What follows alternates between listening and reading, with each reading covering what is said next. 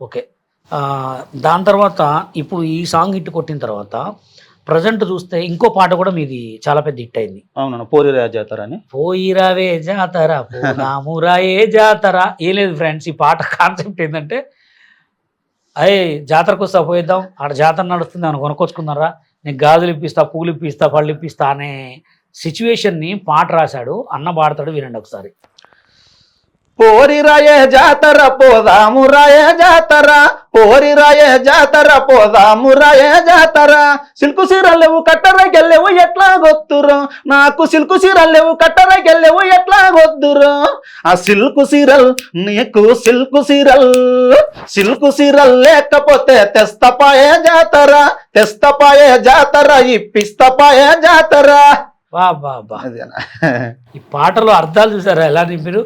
అంటే silk serial లేకపోతే ఇక్కడ వేరే సీరియల్ ఇప్పిస్తా అంటాడు, కానీ అక్కడ ఇప్పినని చెప్పట్లే. అంటే ఆ పాటకు అర్థం ఇది శేఖరణ పాట, ఇది లక్ష్మణ రాసిండు.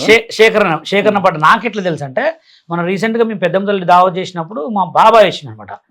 బాబాయ్ వేస్తే ఆడ పోయి కొనుక్కుందా బా జాతరలో ఇప్పితా అంటే, బాబా ఈ పాట నీకేటి తెలుసా అంటే, ఇది శేఖరణ పాటే, ఇది మంచి పాట అంటే, ఈ పాట బాగా పాడింది అంటే, ప్రజెంట్ ట్రెండింగ్లో హిట్ అదే ఉంది, బాగుంది సాంగ్ అన్నాడు.